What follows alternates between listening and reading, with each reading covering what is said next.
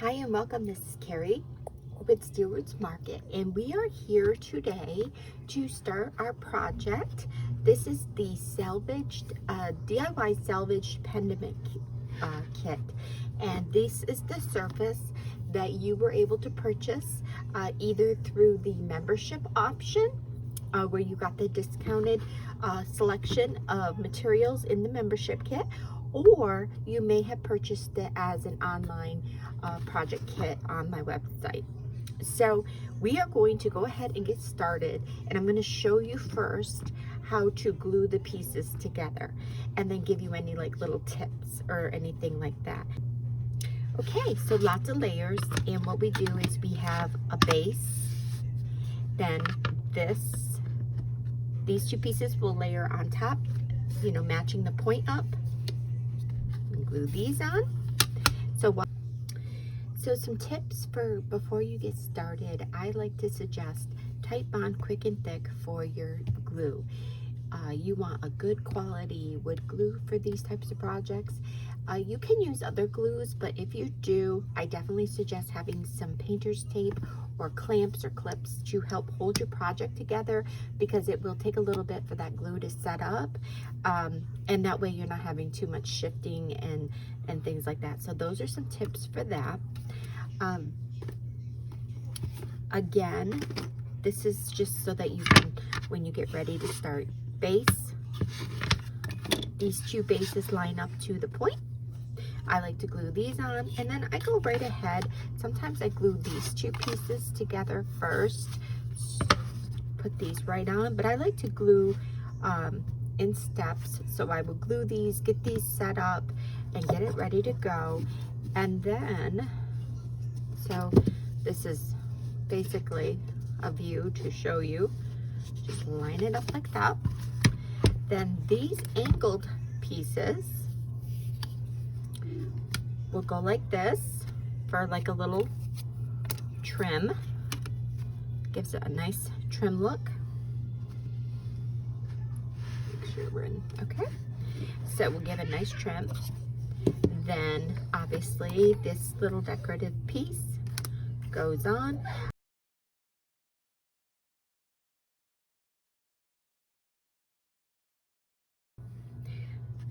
So we just glue these little top pieces on for decoration. Again, I usually often for this type of project will go ahead and glue everything because I'm doing one solid paint technique. If you wanted to really step it up, you could individually paint these to make it easier. If you wanted, say, like these to be a dark, you know, patinaed green or a black base, you know, you certainly have those options. Just something to think about before you start to glue. And then these two pieces get layered together, and they go on as a topper like so. Okay, and then these two get layered together to give it some depth, and then that gets glued on. I usually do this last after I've let this set really well and get it glued. So I'm going to go ahead and start my gluing. And I'm doing one solid paint color, so I am just going to go ahead and glue them on and get them set. So using my tight on quick and thick, I have a link in the description, or actually in the supply list, I'm sorry, in the supply list for Tight Bond on Amazon if you need it. And one other thing I want to go ahead and mention, and I'm not going to use clamps or anything because it really sets up pretty fast. So you just kind of line it up and then let it sit for a second and it'll set up. Now if you don't have the good quality wood glue, that's when I would come in, put some painter's tape on or a clamp or something, you know, really good to let it set up. When you put this all together, since there's so many layers, it works well as a shelf sitter, or if you want to add on a hanger onto the back, you certainly can to hang it up. One other thing I wanted to mention is if you get any of these types of projects for me with the MDF, and you're going to see the laser burn, and there may be, in this particular design, little pieces that might come off. You simply can just glue them back in. The other thing I like to tell my customers is if you have some rough edges where the laser didn't like technically go through all the way, this one's really good, but you just come in and you can cut them off, get a sharp utility knife, cut them off, you know, score them down through, come in with a sanding block, and that works really well. The other thing I want to tell you is that light colored paints is not going to cover this unless you do several coats. I particularly don't mind that burn look that kind of comes through the paint when I do like antique whites or whites, because it looks distressed, it gives vintage look. So some tips for that real quick while we're waiting for this is to come in prior to painting, taking an alcohol, a wet wipe, or a little bit of alcohol, rubbing alcohol. Also, what works well are those magic eraser sponges. You can get a lot of this off, this burn, if that is something that you want to do. Again, a lot of my customers don't mind it. I don't have a piece right here, but you will see as we start to paint what I'm talking about. So I just wanted to give that a tip too, if someone wanted to design this with a complete white look. So that's all set. Now I'm going to come in and just add some glue onto this to get this adhered, and we'll just kind of go from there.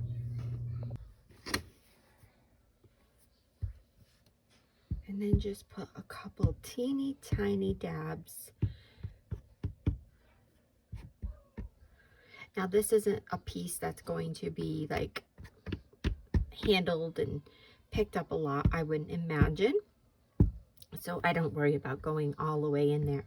Now, if you're selling your pieces for a booth or you're a maker, you know, you might want to take a little bit more time, put some more glue on and such like that. But again, once this is set in here, I can't fathom it being something that has to be really overly glued.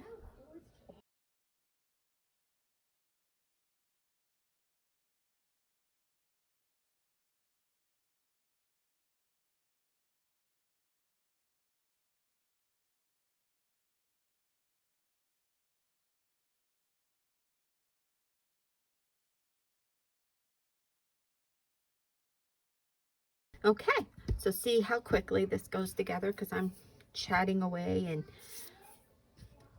trying to do all the recording things. Okay, so these pieces will go on next.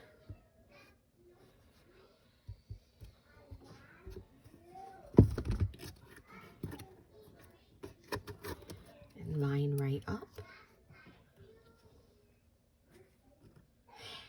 And the other thing is if you want to omit any of this, you don't have to put, like, say you didn't want to put this little topper on, you could come in with this and just do this. Or if you don't want to add this topper, you can kind of mix and match and do some fun things with that. If you are a maker for a booth, these are great little, whoops, a great little project. And you could have them painted up in a variety of different ways for different styles. And the same goes for this. If you want to omit this, you won't have to put this on if you don't want to. I think it gives a little finishing piece. Okay. And then I'm going to, while this is kind of sitting, I'm just going to kind of glue these two pieces together.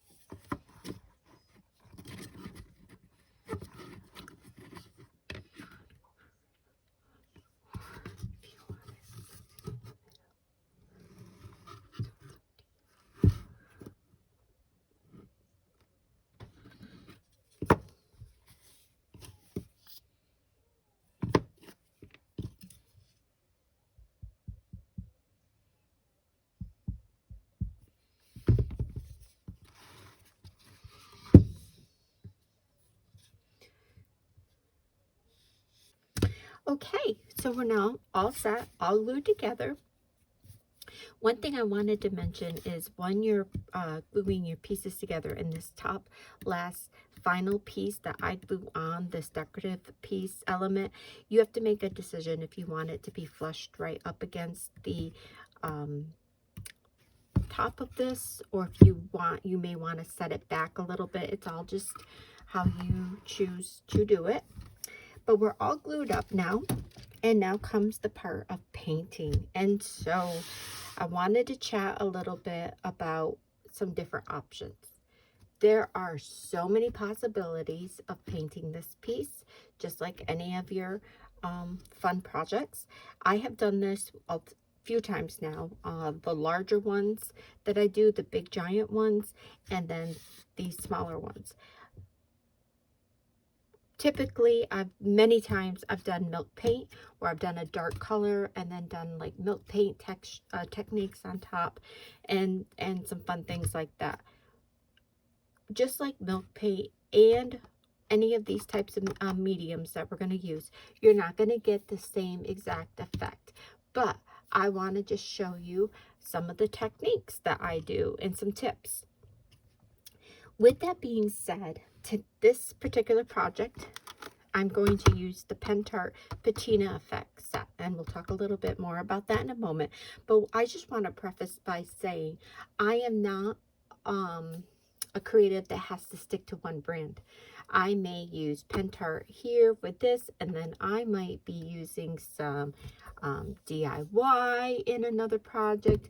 I love Miss Lillian's, and so I might be using Miss Lillian's Crackle Medium. Then the next time I might be using Crackling Paste with Pendant. So I just wanted to kind of come off and say that for that. And the reason why is I want to be able to show you a variety of products, because they're all amazing. And, you know, some have different budgets, and you know, you might want to see me use something several times before you make a commitment in purchasing it. If you're in the membership, what I'd love to suggest is write it down in a wish list. If you love seeing how I've been using this and it wasn't in your kit and it's something you think you might want to get, you write it down on your wish list, and then you can use your 30% off coupon that I offer in the membership to order some supplies. But I basically wanted to just come out and say, I always use a variety. And with that being said, if you're working on a project at home and you want to do this, use what you have. I sometimes, when I get creating, I will tell you other options. So use what you have. So that's one thing I wanted to make sure that we were clear on. Number two, for this particular project, am thinking of going kind of on a light chippy with lots of texture, and then I want to drip in the patina with this. So typically I do a dark black with these and then light with milk paints so that I get a big chip. This one, I think I'm going to do nice bright whites and then have some patina on there for something a little different in for the decor piece. The other thing I want to tell you is now is a great time, is you have options to add if you have any creative molds or castings that you want to do. That is really fun to add to these. Now, if you have castings that you save because they may have been extra bits and bobbles, this is really fun to add. You can just really use up a lot of your castings. I'm looking for a couple here. I thought I had some. I guess not. But as you can see here, you may have some broken pieces. Layer them, add them on. Even if you want to go ahead and make some fresh ones, this really gives it a lot of fun look to this and really changes it up and makes it into, if you're going for a relic type piece. So I wanted to let you know on that. And I think we're almost ready to go ahead and get started. So with this one, I am thinking,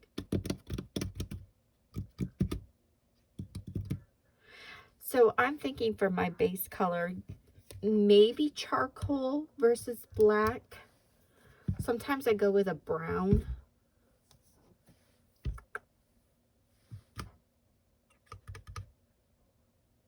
Yeah, so I think I'm going to go ahead and do that. I just need to think through my process.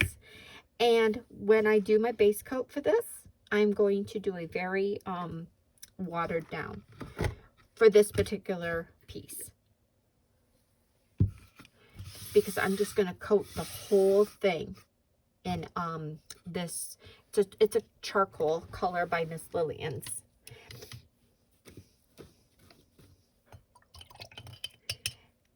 And so for this, get my brush, I'm just going to go ahead and just do the whole thing and get right up into all the areas.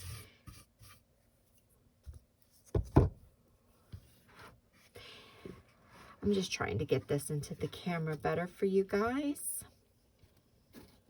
There's a arm that comes down on my tripod right there.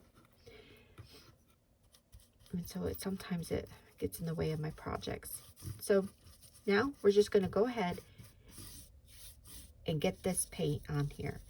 And I just want this as a base coat so that when I have some cracking, this is what's going to show through. And remember when I said you don't have to paint? If this particular technique bothers you, where you're having to get into all these little nooks and crannies, then what you would do is you would go ahead and paint this bottom piece. But that doesn't bother me, because my crafting time is just, that's it. This is my creative time, and I don't want to rush. I want to be able to enjoy it and have fun, and I don't mind taking the time to do that. But if that's something that you can tell when you go to glue yours prior, you might want to paint them on.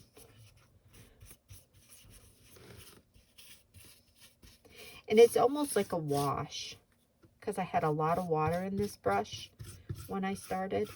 So it's just like a wash, just to get the pink on here. And I don't mind, sometimes I do spritz a little water to make that paint move.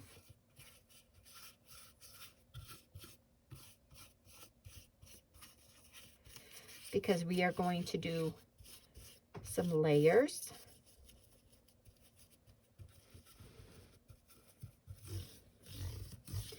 Now, if you have crackling medium at home, use what you have. I haven't made a decision on which one. I have several here. Which one I'm going to do, we will see here in a moment.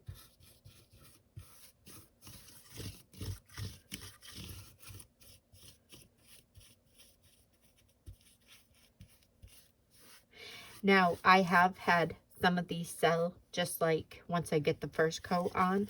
Some people just like it nice and, you know, just a solid color like this for decor.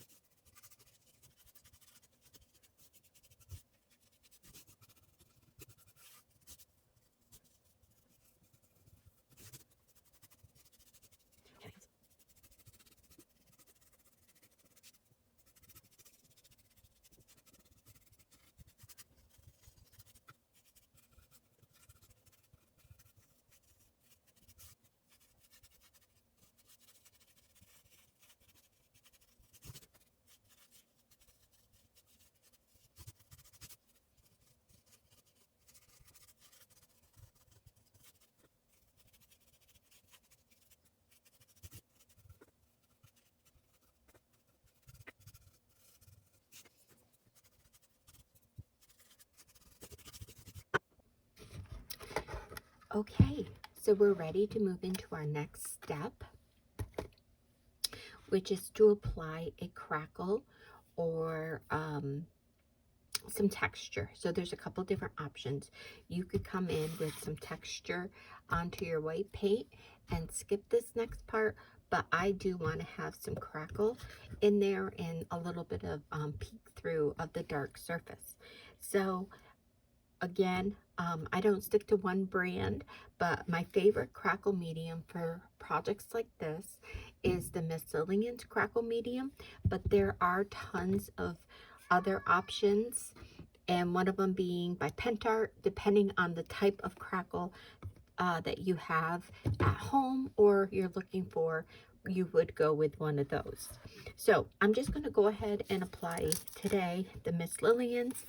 And the other thing that I wanted to give you a tip on is you can speed up the crackle process by using a heat tool or a blow dryer. Nice warm heat helps the crackle kind of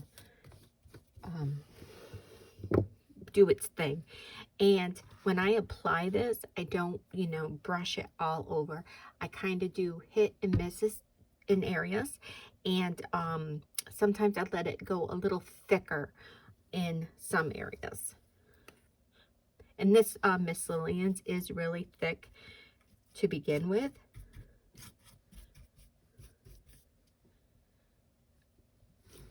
But I'm going to be doing lots of layers and textures on this piece to be able to have that fun patina look. So this will just kind of give it another little extra layer.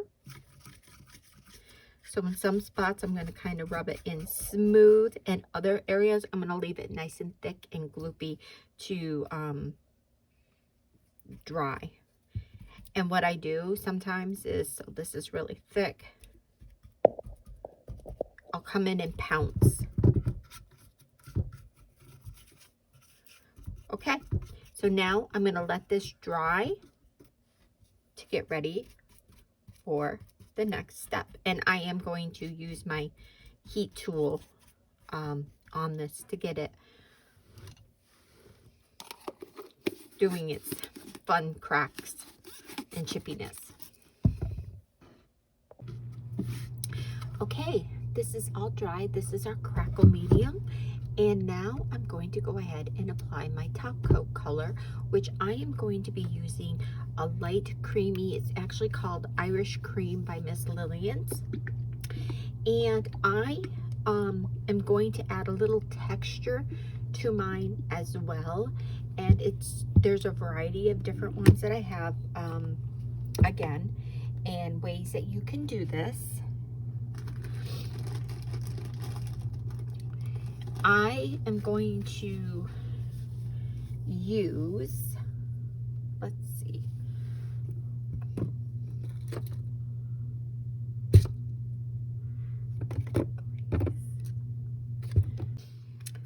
so with the cream, I'm going to do a little Texture Magic by Miss Lillian's. And this is just a powder that you can add, an additive you can add to your, let's see, you know what works well is one of these extra transfer sticks, because you get so many of them. I do. So I'm going to add a little bit to a plate here, and you just simply add your paint color of choice. Give it a stir. And then just give it a stir. And it's going to give texture to your paint.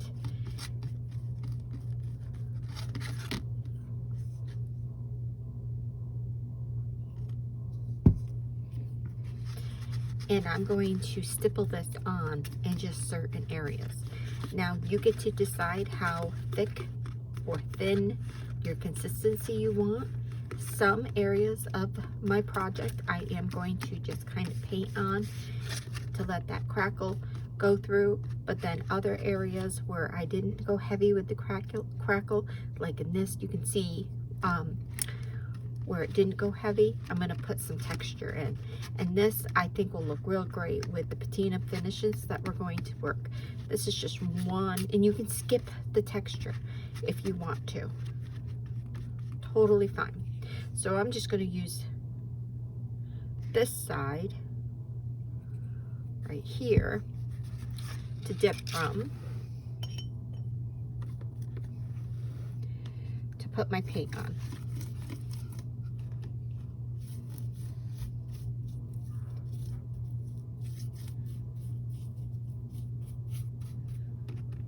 And this is a project that you can just go ahead, take your time.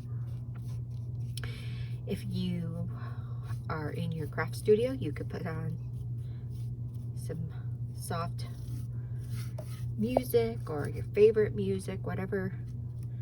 Maybe a book. I sometimes like enjoying a book or a podcast that I'm listening to currently.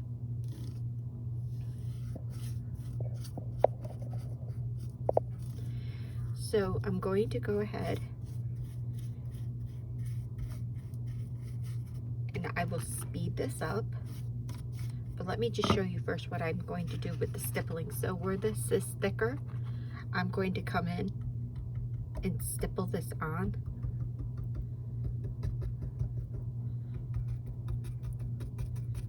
In certain spots.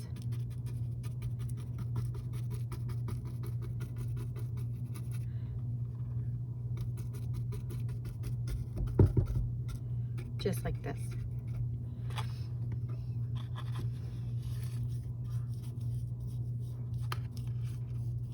You can see where the crackle is, where it's resisting.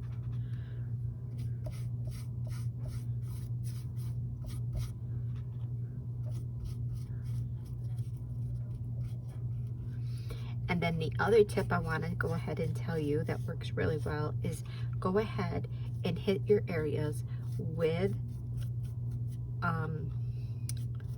your heat tool, and that will help the process. Oops. But you can see where I had crackled, it's really coming out light.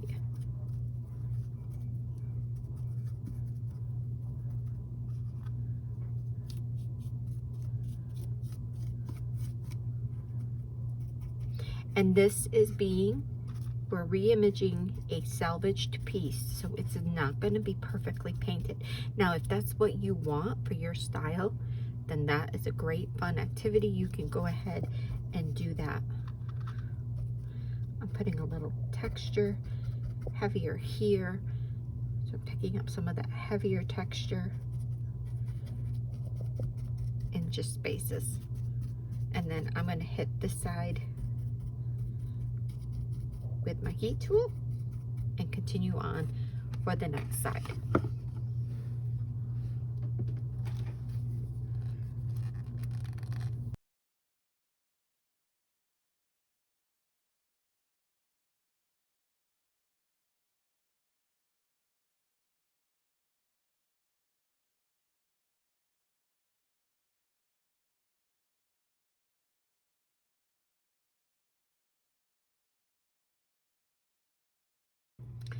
So I just finished drying this, and I just want to show you really quick with adding that heat tool and how this is drying, that texture we have in those spots where the texture additive is.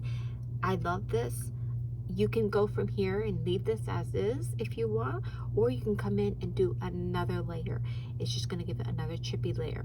The other thing I wanted to go ahead and tell you that I'm going to be doing is, depending on where you're going to be hanging this, you might be seeing these upper end side pieces, so make sure you kind of give those a touch of paint, just because you're not sure where you're going to be setting this as you finish your piece. So I am going to go ahead and do a couple more pounces, especially with it nice and crunchy like this.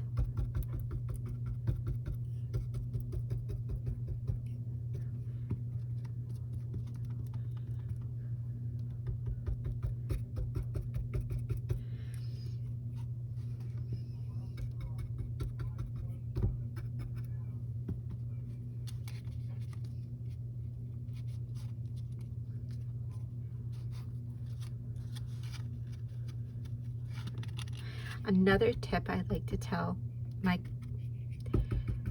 people that are working along with some creative projects, always have something else in the mix that you can add your extras on so you're not wasting. I know I like to have a couple of blank little projects ready to go.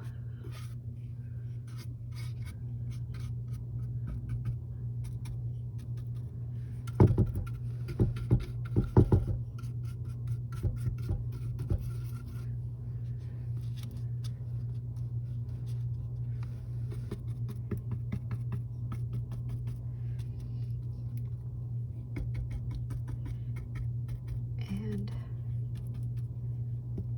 I think this is going to look really neat when we get ready to add the patina. And I'm kind of stippling it on. Another little tip is these little brushes. They are so great. You know where I get them from? I get a big box of them at the Harbor Freight, and you can get a coupon once a month and they will last you forever. But the best part is they're so cheap you don't mind throwing them away. So they're good for when you're doing mediums that get yucky, like with glues or your glazes, things like that. There's a couple of Pendant brands that you have to use it's best to use a nice clean brush. So that's a good tip for that.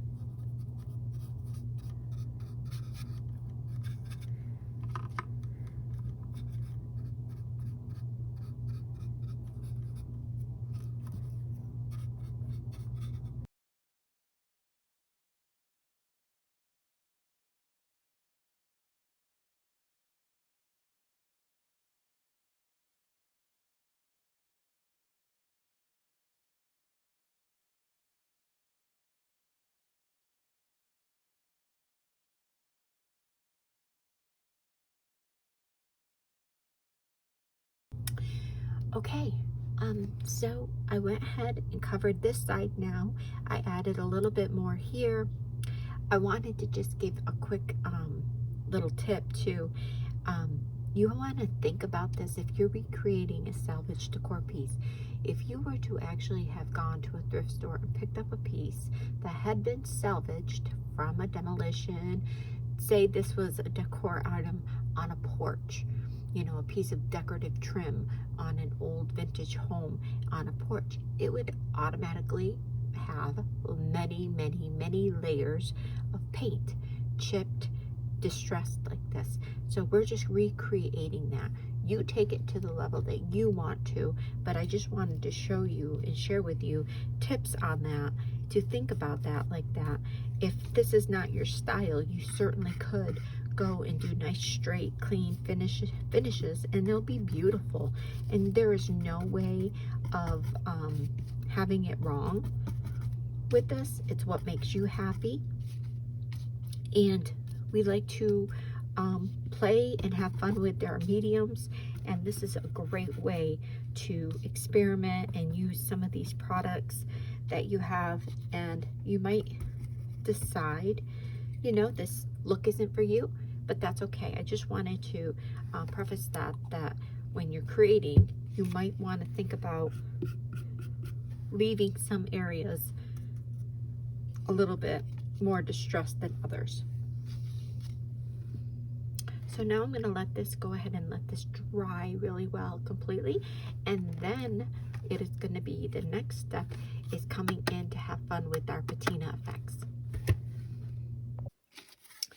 Okay, so here is our completely dried pendant, and I'm absolutely loving the way the texture came out, the layers, the chippiness. You could come in now and sand a little bit of this, chip this back, and it'll resist really nice and easily because of the crackle that we put on. Or you could even come in and do some waxes or embellishments on this to take it a step further. I am going to just take a little piece of sandpaper and just knock off just a couple little bit.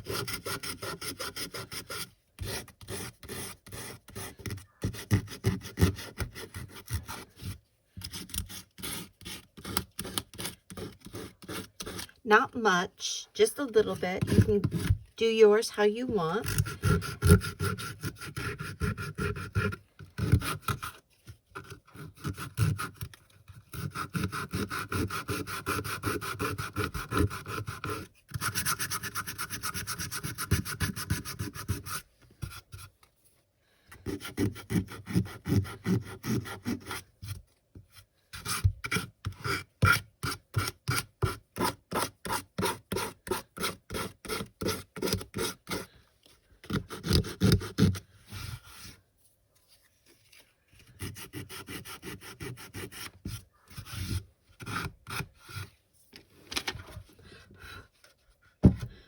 Okay, and then the next step, what we're going to do next is come in with our patina effects.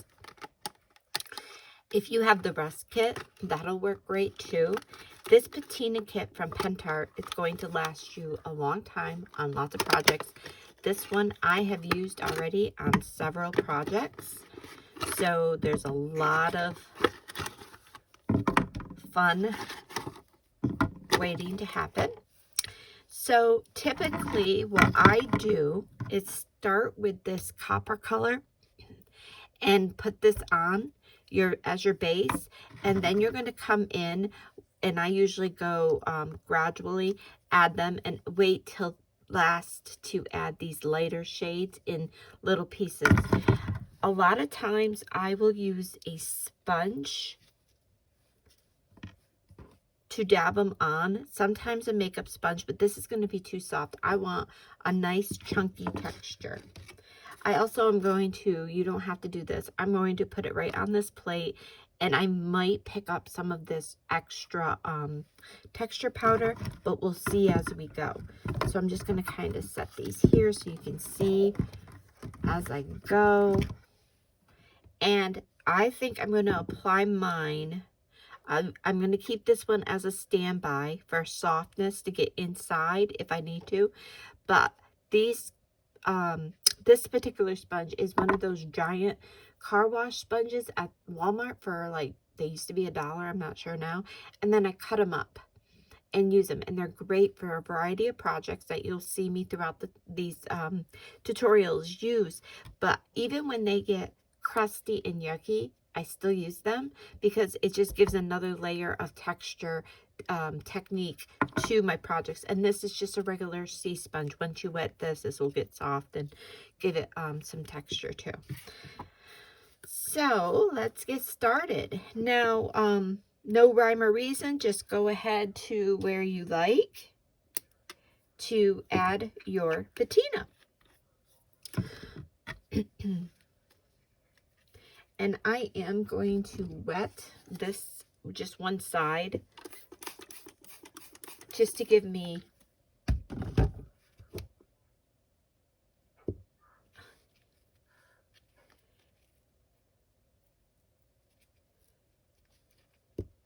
a little give because it's very crusty. Okay, so you come in and you're going to sponge this on.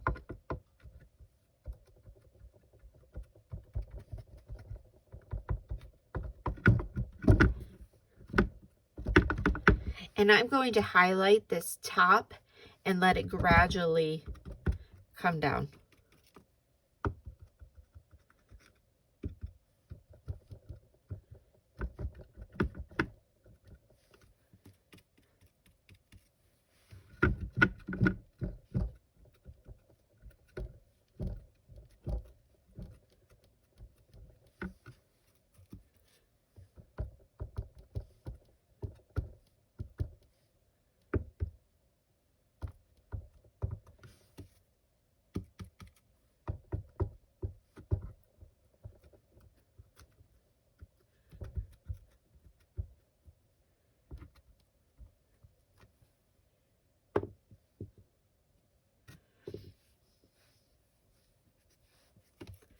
This particular sponge is just a craft sponge.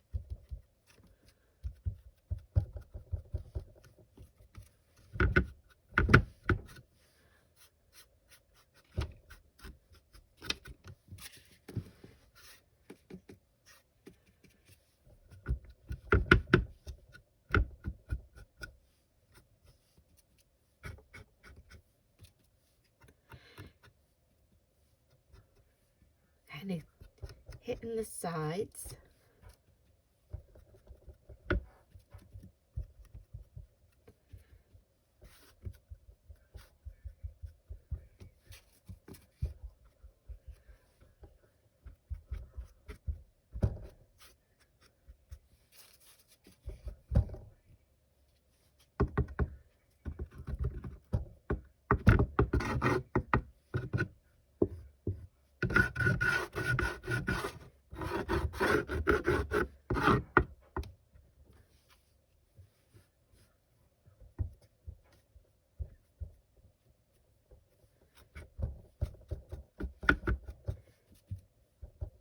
Okay, so that's our base. Then I'm going to come in with the next brightest teal here.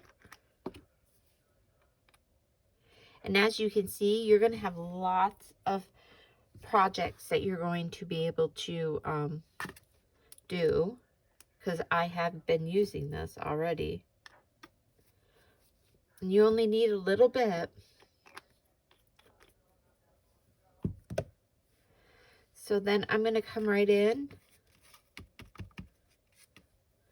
and kind of pounce.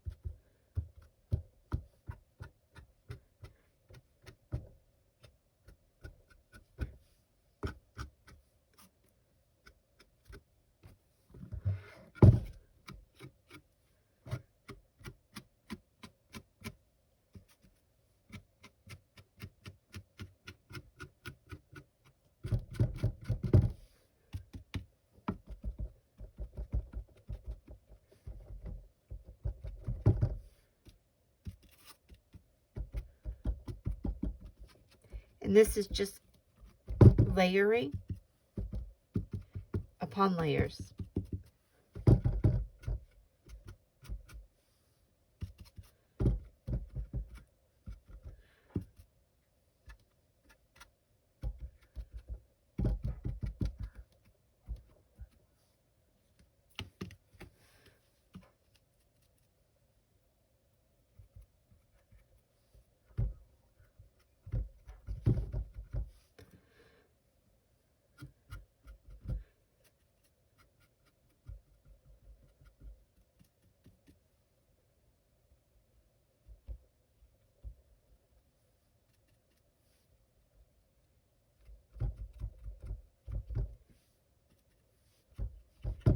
This softer sponge is kind of fun to go in, as you can see, leaving it really thick, but if you come in and repounce it, it works really good to blend it.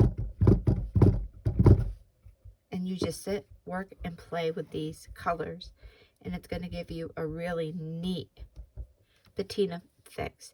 And if you'd like that copper to come back out, you just kind of come in and push that copper back out.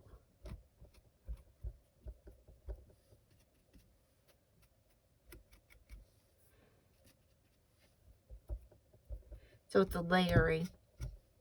Lots of layering and sponging.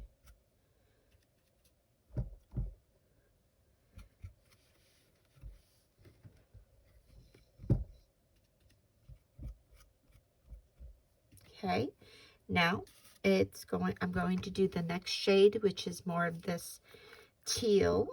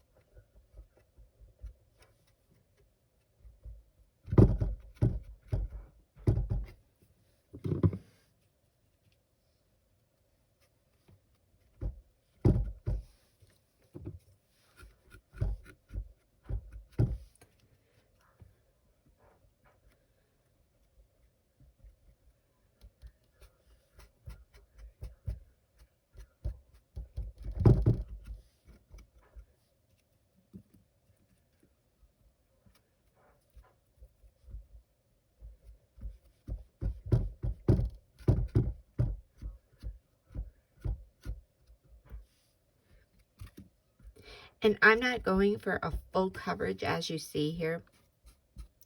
I want some of my white to kind of come through. And I sometimes, if you will put a white wash over the top of it, that color is really harsh, but it softens out once you add the other top coats.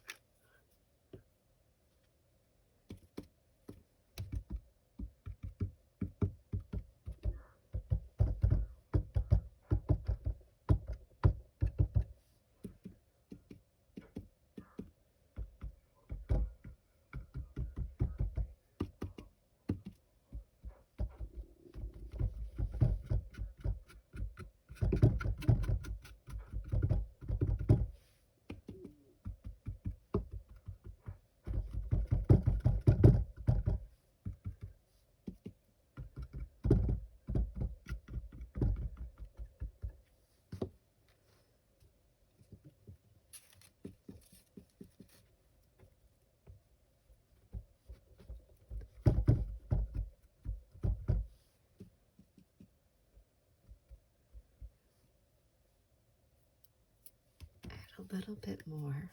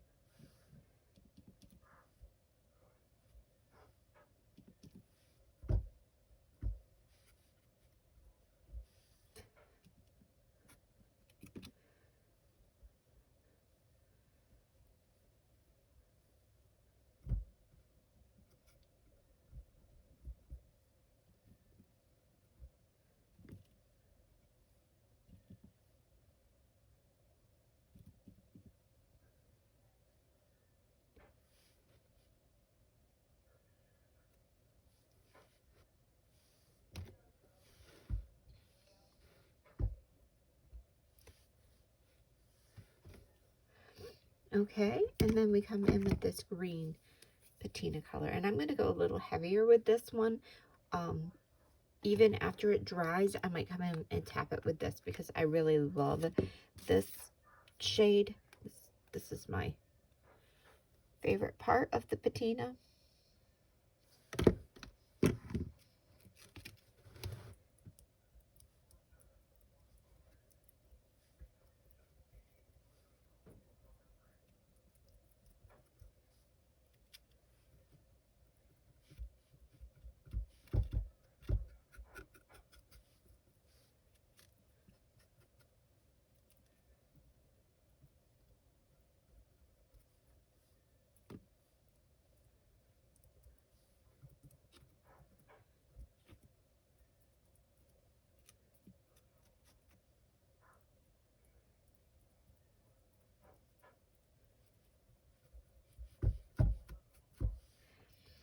And then a lot of times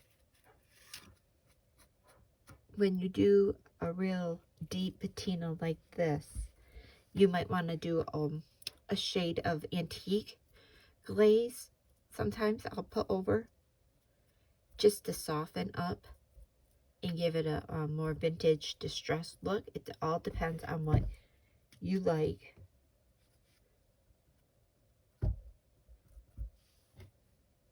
For your piece. So I'm going to let this dry at this point, and that way I can see where I'm at.